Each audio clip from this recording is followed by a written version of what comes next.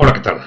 Bueno, vamos a hacer otro vídeo de preguntas y respuestas. Como siempre os digo, por favor, suscribiros al canal dando la tecla de suscripción si es que todavía no lo habéis hecho. Si queréis ayudarnos, darle la tecla de unirme o unirse, difundir lo que os parezca interesante y proponer a otros que se suscriban. Por supuesto, dejarnos preguntas, comentarios, ideas o propuestas y las iremos respondiendo a medida que podamos a través de estos vídeos de preguntas y respuestas. Venga, vamos allá.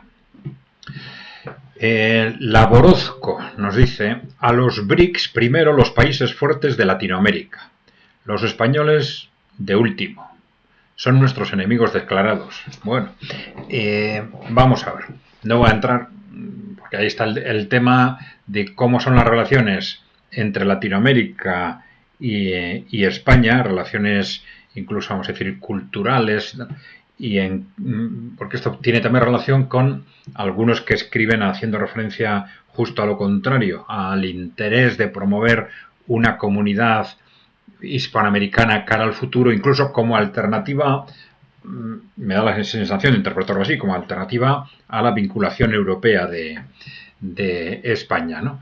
Bueno, es evidente que por lo menos en sectores muy importantes de la población latinoamericana, pues hay una consideración de España, no voy a decir como un enemigo histórico, más que como un enemigo actual, pero bueno, como un enemigo histórico, si eso parece claro, ¿no? Independientemente de que, como dicen algunos, si la leyenda negra fue o no una exageración en alguna medida, que yo tampoco soy un experto en historia y no sé valorar ese tema, ¿no? Bien, sobre el tema de los BRICS, bueno, evidentemente sí parece que en conjunto son los países emergentes y los países en desarrollo, también en Latinoamérica, los que tienen más opciones de moverse en dirección a los BRICS, ¿no? Bueno, ya vamos a verlo, pero sí parece que hay un constante goteo, ¿no? Mientras que los países europeos, los países de la Unión Europea, yo diría que están claramente más atados políticamente, entre otras cosas por su pertenencia a la Unión Europea, aunque no tendría por qué ser necesariamente así, pero bueno, su pertenencia a la Unión Europea, su pertenencia a la OTAN, bueno, y sus dependencias políticas, ¿no? Entonces, en principio, sí parece que será más fácil que países de Latinoamérica se vayan acercando a los BRICS que países europeos o de Europa Occidental. Pero bueno, vamos a ver, porque ya digo, el contexto geopolítico está cambiando muy rápidamente y va a cambiar seguramente más rápidamente aún durante los próximos años. Yo creo que todo va a ser posible, ¿no? A ver, Mario FGP. Vamos a ver, con respecto a la articulación de la población, dice: no veo activa a corto plazo ninguna vía de articulación de la población capaz de crear algún tipo de movilización que pudiera detener esta locura. Supongo que se está refiriendo al riesgo de una guerra mundial o de una guerra nuclear, ¿no? Somos miles en distintos medios de libertad, como ECAI, pero la mayoría vive ajena al tremendo panorama que tenemos. Muchas gracias por el trabajo. Bueno, pues esos miles ya debería ser una base de articulación de la población. Yo creo que son más. Yo creo que son millones. Yo creo que incluso en España o en el Estado español, que es uno de los entornos europeos en el que más, digamos, más aprisionado por el partido único, eso que llamamos partido único, ya sabéis, pues a los que se dicen que son de izquierdas, derechas o centro, pero que desde los años 90 pues se han convertido, de hecho, todos ellos digamos, en ramas de la misma corriente, ¿no? Todos ellos son neoliberales, aunque digan que no, todos ellos son posmocapitalistas y todos ellos son atlantistas, ¿no? Bien, y entonces decía que en España es uno de los países en los que hay probablemente menos movimiento fuera del partido único, pero yo creo que así todo hay un porcentaje importante de la población que a lo largo de los últimos años, por unas u otras razones y en parte ligado con Internet, pues se ha ido separando de ese partido único. Pero en esa separación del partido único, bueno, hay un proceso en el que en principio esa separación se produce en la relación entre cada persona y el ordenador casi, ¿no? O con vínculos con otras personas a través de Internet, ¿no? Pero lo que falta es esa segunda fase en la que esas personas se interrelacionen entre ellas y sean capaces de articular organizaciones, movimientos, que van a ser necesariamente pequeños en un primer momento, pero como el tema a nivel general se está moviendo muy rápido, una vez que se crean es muy posible que el crecimiento sea muy rápido. Pero hay que hacerlo, ¿eh? Hay que hacerlo. Tenéis que, los que estéis interesados en este tema, pues organizaros, crear asociaciones, ¿eh? O crear grupos de debate en Internet por lo menos, pero yo intentaría, salvo que, ya siempre lo decimos, veáis que en vuestra organización, sindicato, partido político hay opciones de hacer algo, pues crear asociaciones, crear una asociación que se puede hacer con 3 personas y buscar gente que se vaya apuntando a esa asociación. Por lo menos hay que crear embriones, ¿eh? Y algunos de esos embriones darán lugar a algo. Venga.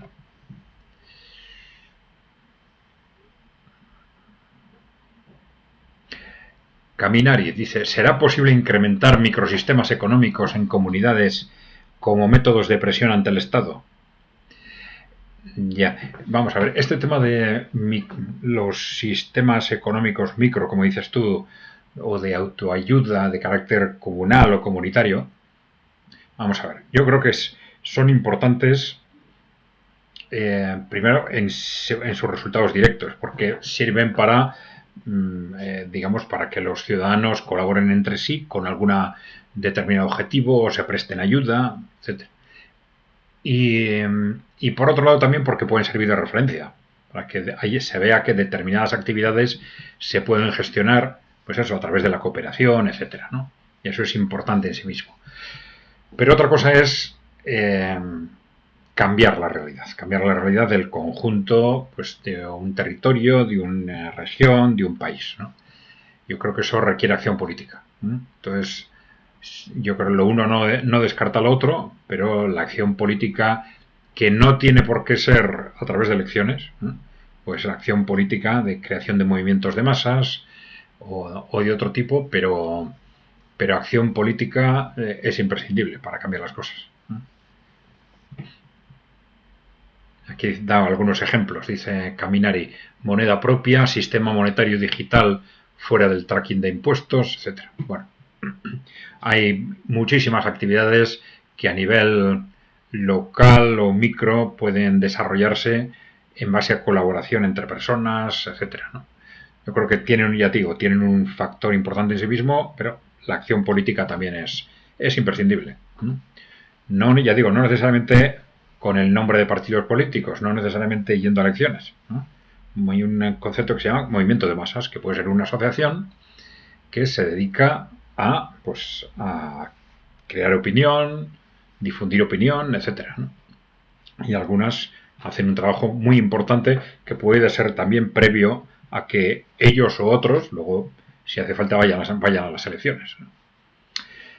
A ver, Pepex SX9 nos dice, vamos a ver, los países democráticos tienen elecciones demostradamente competitivas. Venezuela, dictadura; Rusia, oligarquía autoritaria. Que basta saber que se apoyan mutuamente, así como saber quiénes más están en el mismo eje, para saber que no son democracias y por tanto no hay Estado de Derecho. Bueno, vamos a ver. Primero, no es lo mismo democracia que Estado de Derecho, ¿eh? El Estado de Derecho es un Estado en el que se respeta la ley. Es digamos, una concepción, si se quiere, previa a la democracia. En principio puede haber estados democráticos en los que se respeta la ley, estados no democráticos en los que se respeta la ley y que sean estados de derecho, ¿eh? Bien, pero el concepto de democracia, bueno, nosotros ya hemos comentado repetidamente que lo que está perfectamente claro es que los países occidentales, pero sobre todo la gran democracia mundial que se supone que es Estados Unidos, desde luego no es una democracia. Los argumentos los puedes ver en el vídeo que hicimos al respecto. No es que no sea ahora, es que no lo ha sido nunca. Y sus famosos padres fundadores que utilizan de referencia constantemente, digamos, echaban pestes del concepto de democracia. En democracia jamás. Lo nuestro es una república representativa, en la que, como en otras democracias, solo votaban los ricos. ¿Vale? Y luego ya hemos explicado que los ricos, con toda claridad en Estados Unidos, pues lo que fueron dándose cuenta de que extendiendo el voto a más capas de la población no perdían el poder porque influían en la población para que votaran en la dirección que ellos querían. Y esta es la historia de Estados Unidos hasta ahora.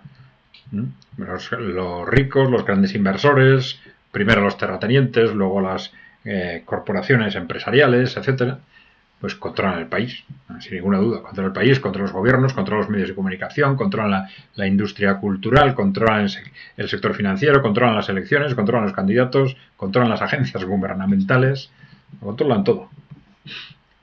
En Europa es un poco menos descarado, pero Europa tiene otro problema, ya lo hemos dicho.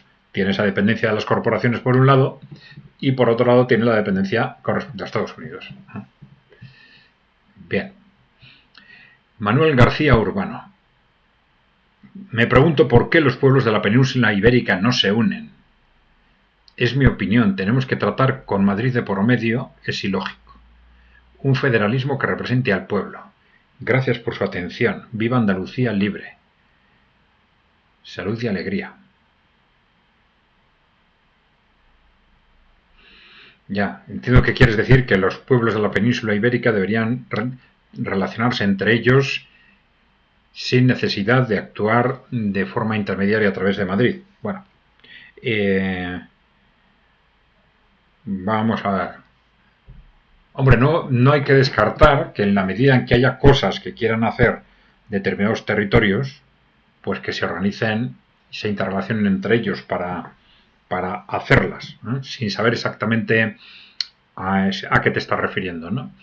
Pero, bueno, digamos que independientemente de eso, la gente de Madrid, la gente, vamos a decir, de Castilla, pues también tiene sus opiniones, ¿no? Tiene sus opiniones y también son vecinos y también pues habrá que relacionarse con ellos, ¿no? De una u otra forma, ¿no? Bien, pero no identifico muy claramente que si estás proponiendo una interrelación entre territorios con algún objetivo concreto.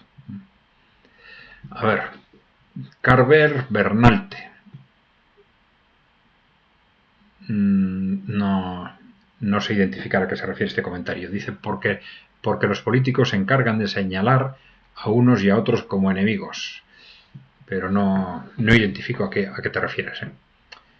Vale. Carver Bernarte otra vez nos dice, has dicho la mayor verdad, que es la raíz de todos los males que aquejan al pueblo llano. Disculpa, no sé ubicarlo.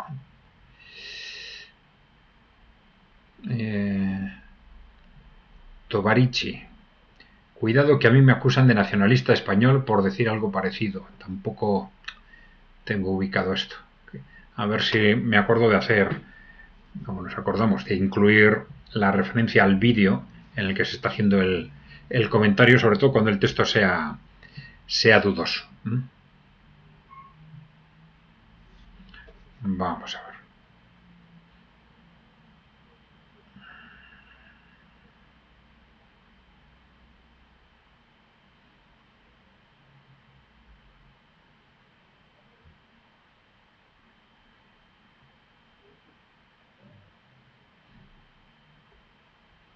Sí, están hablando, vamos a ver, Carver Bernarte y Manuel García, del tema de las sanciones.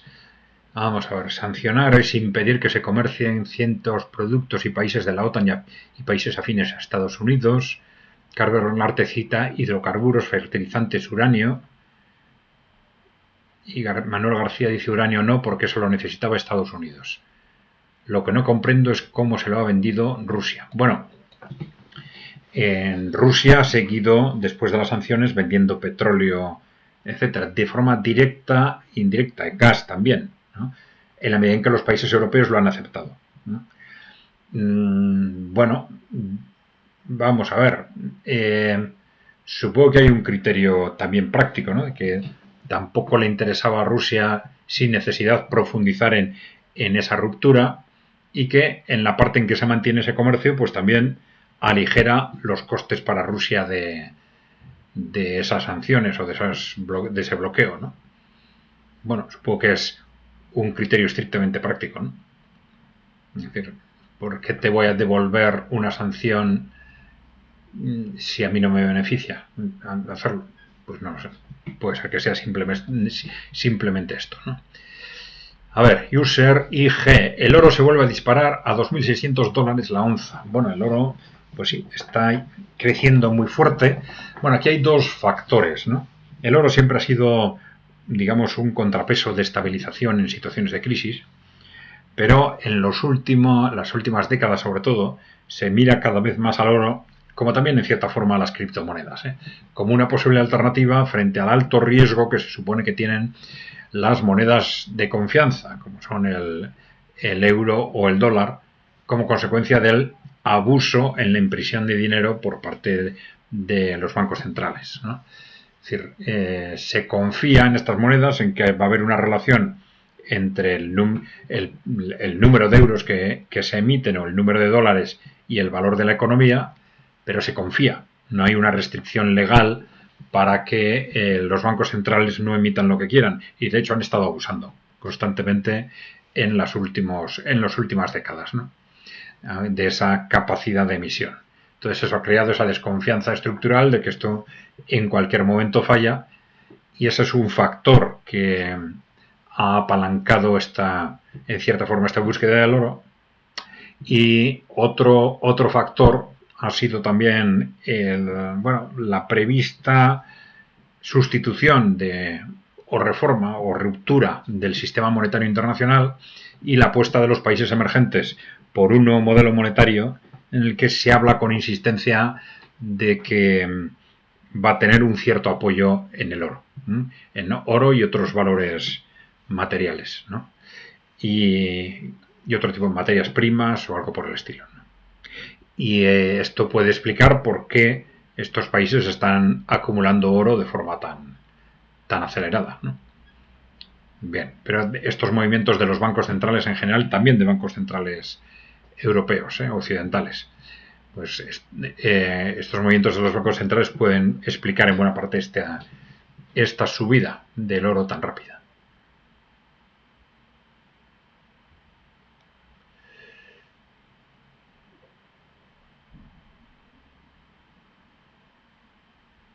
Vamos a ver, Gustavo Acevedo.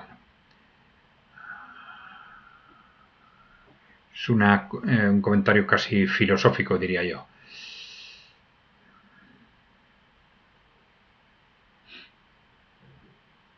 Habla de la desespiritualización de la sociedad occidental, que en buena parte impulsada desde el ámbito, pues eso, aristocrático corporativo, ¿no? Dice que será rematado con ese proyecto transhumanista del que hablan las multinacionales. Y dice: Putin y las civilizaciones que plantan cara a ese proyecto cultural de las élites lo saben.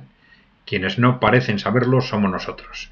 Comprendo la prudencia de personas como usted, dice, dirigiéndose a mí, para moverse en unos límites racionales, incontrovertibles o incuestionables, pero por ahí no llegamos al fondo de la cuestión.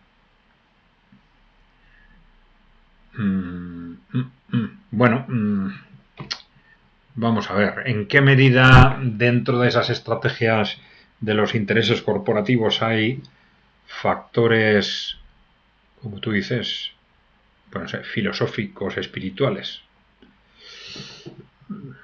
No lo sé, tendríamos que centrar un poco ese tema, ¿no? Vamos a ver, claro, cuando se desarrollan políticas o estrategias tan bárbaras como las de estas élites, pues normalmente no siempre, o igual no es fácil que racionalizarlas de una forma o sea, que habitual, ¿no? Quizás necesitan ellos mismos recurrir pues como hemos dicho otras veces, y esto sabemos que se hace, ¿no? A filosofías oscurantistas, ocultistas, que de alguna forma les justifiquen que ellos están en otro mundo, un mundo distinto del nuestro, y que esto les ayuda pues a desarrollar estrategias pues claramente antihumanas, ¿no? Antisociales, podríamos decir, ¿no? Bueno, no lo sé si con esto estoy apuntando en la dirección que tú planteas, ¿no? Pero bueno. A ver, Gustavo Acevedo otra vez. El radicalismo progresivo de la dimensión cultural del posmocapitalismo va más allá del objetivo de la reducción poblacional y el control social. Se trata de la modificación en esencia de lo que es el ser humano. Ya. Bueno, eso es lo que están diciendo en las últimas teorías, ¿no? Cuando ellos mismos hablan del transhumanismo como una filosofía de moda impulsada por las grandes multinacionales, están diciendo claramente que están apostando por que el ser humano deje de ser ser humano. Y además dicen que como no va a ser posible hacerlo con todos, pues que probablemente será el transhumanismo para los ricos, dice. Algunos de ellos han dicho que probablemente nos vamos a encontrar con la primera vez en la historia en la que las clases sociales van a ser especies distintas, cosas de estas están diciendo, ¿no? Y ahora, la modificación del ser humano ya no biológicamente, sino culturalmente, eso sí es evidente que se está haciendo. Es decir, el posmocapitalismo es claramente una barbaridad en este sentido, ¿no? Sí es cierto que probablemente, ya decíamos, a mitad del siglo XIX, es probablemente el avance técnico y científico el que hace que las élites empiecen a pensar en que a la hora de ejercer su poder y sus objetivos, ahora existen medios que antes no existían para desarrollar para hacer efectivo este poder, ¿no? Medios que les pueden ayudar primero, en primer lugar se plantearon a contener o reducir la población. También medios que les pueden ayudar a seleccionar la población, y ahí vino la eugenesia a fines del siglo XIX, seleccionar las razas también, ¿no? Luego, pues estas modificaciones, sí, la contención de la población ya es una labor de modificar lo que es el ser humano en su conjunto, ¿no? Pero el posmocapitalismo claramente plantea estrategias de carácter de modificación del ser humano en muchos sentidos, ¿no? En cuanto a su papel sexual, por ejemplo, clarísimamente, ¿no? En cuanto a su relación con los demás, en cuanto a su relación con la naturaleza, a hacer desaparecer o debilitar los vínculos sociales de todo tipo, ¿no? Desde los sindicatos a los entornos locales, las familias, etcétera, ¿no? Bueno, son formas de modificar en esencia lo que es el ser humano, ¿no? Bien, Valeriano Díaz.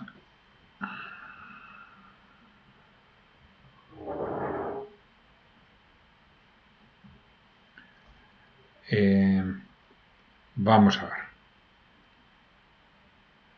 Sí, está hablando, dice, de hecho es una nueva renovación de lo anterior cuando se abandonaron las colonias, dejando el control político y económico bajo guardia. Es decir, lo mismo que antes lavando la cara. Sí, esto es lo que se ha llamado el neocolonialismo, que es una situación en la que los países que eran colonias y se vuelven independientes formalmente, en la práctica sus gobiernos siguen dependiendo de la metrópoli por distintas vías. Pues compras, chantajes, amenazas, presiones, de tal forma que como consecuencia de esa dependencia, la metrópoli sigue controlando el país, sobre todo económicamente, ¿no? Pues a efectos de materias primas, a efectos de utilizarlo como mercado, bueno, con distintos objetivos, ¿no? Efectivamente, eso es el neocolonialismo, que es el sistema que ahora está reventando, sobre todo en África, de forma muy rápida, gracias a la intervención de China y de Rusia. Intervención económica fundamentalmente por parte de China, aunque los dos están participando en proyectos e intervención militar de Rusia, muy claramente, de los Wagner en un tiempo, de lo que luego han llamado el Afrika Korps de Rusia, enfrentándose, vamos a decir, a los paracaidistas franceses y a los yihadistas instrumentalizados por los franceses o por otras potencias coloniales, ¿no? Ya sabemos que los movimientos yihadistas radicales son todos ellos creación de Occidente y de sus aliados, ¿no? Los crean, los financian, los impulsan y casi siempre los controlan, ¿no? Bueno, bien, pero como consecuencia de todo esto, África en concreto se está despegando a una velocidad de vértigo de esa dependencia neocolonial y acercándose a China y Rusia, ¿no? Vamos a ver, Valeriano Díaz. ¿Cómo se pueden poner de acuerdo? Es complicado, pero no se superó ni más ni menos que hacerse... No, disculpa, es que no voy a leer el párrafo porque no identifico a qué te refieres, entonces, para no hacer perder más el tiempo a los demás, si quieres aclararlo ya nos dirás. Guillermo Banac Padilla. Dice, en el actual contexto la guerra es una opción inevitable para la oligarquía financiera. Su desesperación por la pérdida del poder en el mundo. Bien.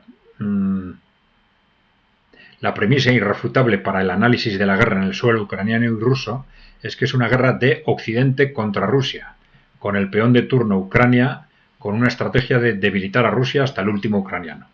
Sí, esto es evidente, pero y se ha visto, bueno, ya desde la Revolución de Colores organizada por Occidente en Ucrania en el 2004, luego desde el golpe de Estado organizado desde Occidente entre Europa y Estados Unidos para derribar al gobierno democrático en el 2014 y a partir de ahí para convertir a Ucrania en una auténtica fortaleza contra Rusia, un auténtico ariete militar contra Rusia, ¿no? Bien, y incluso dentro de este conflicto pues se ha evidenciado con estrategias absurdas desde el punto de vista de Ucrania, pero que se entienden porque en definitiva lo que se está defendiendo, como tú dices, son los intereses de las corporaciones occidentales o de la OTAN, si se quiere, ¿no? Y estrategias absurdas que al final venían una y otra vez a generar una dinámica de que no importa que mueran 1000 ucranianos si conseguimos matar a 100 rusos, ¿no? Porque al final el gran objetivo es debilitar a Rusia como sea, ¿no? Hasta el último ucraniano. Hasta el último ucraniano hasta ahora y después a lo mejor es hasta el último europeo, ¿no? Pero bueno.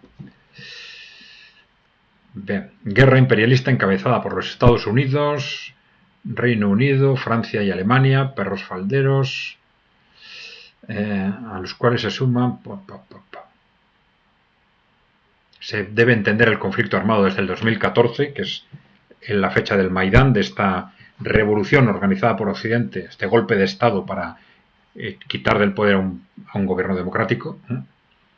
Y es necesario recordar, hablando de poder, que hay dos poderes en el mundo. Por un lado, las fuerzas de la reacción y por otro, las masas organizadas.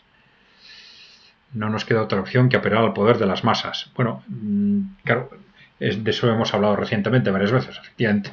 Sobre todo en países, en muchos países ya hay una reacción de las masas organizada de una u otra forma, nos guste o no. Pero en países en los que no la hay prácticamente, como puede ser quizás España, pues hay que hacerlo. Es decir, hay que organizar a la gente. Hay que organizar a la gente. Es decir, el que tenga esa sensibilidad, nosotros no podemos hacerlo porque somos analistas, no somos agentes políticos, pero el que tenga esa sensibilidad y pueda, pues que se mueva, que hable con otros, que cree una asociación y que creen esos embriones que poco a poco vayan abriéndose, ¿no? Juan Ramón Calvo Fuentes. ¿Usted cree que estamos a tiempo de hacer algo?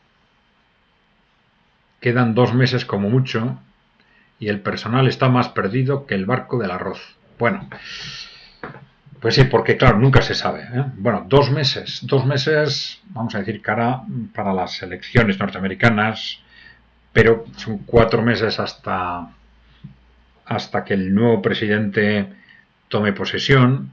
yo creo que son 4 meses de altísimo riesgo, pero de altísimo riesgo no quiere decir seguridad. Es decir, no estamos absolutamente seguros de que al final esa guerra mundial vaya a estallar y vaya a estar ahí ahora, ¿no? Es lo probable es que estalle de una u otra forma, ¿no? Pero esto quiere decir que más vale tarde que nunca, ¿eh? Más vale tarde que nunca.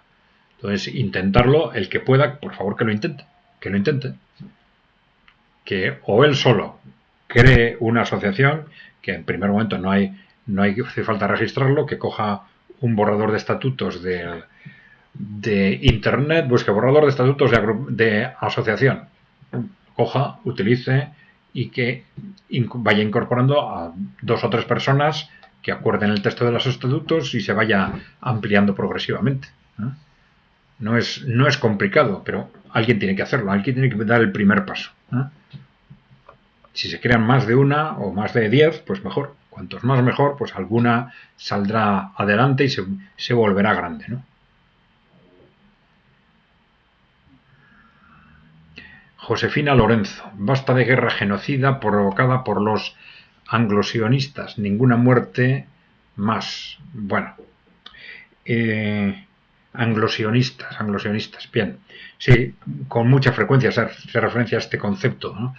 Pero vamos a ver, los que están, ya lo hemos comentado en un vídeo, ¿no?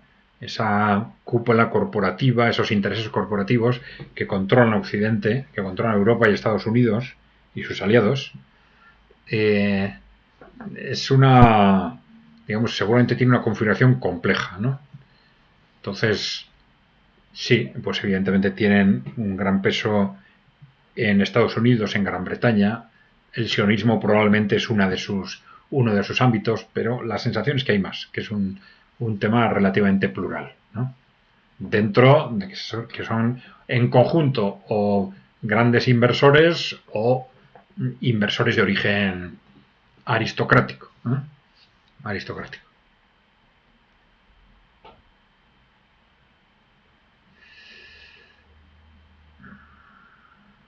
Bueno, JMM,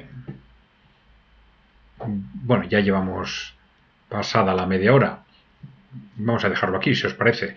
Por favor, no os olvidéis, si no estáis suscritos todavía, darle la tecla de suscribirse, que es gratuito. Si queréis ayudarnos, darle la tecla de unirme o unirse.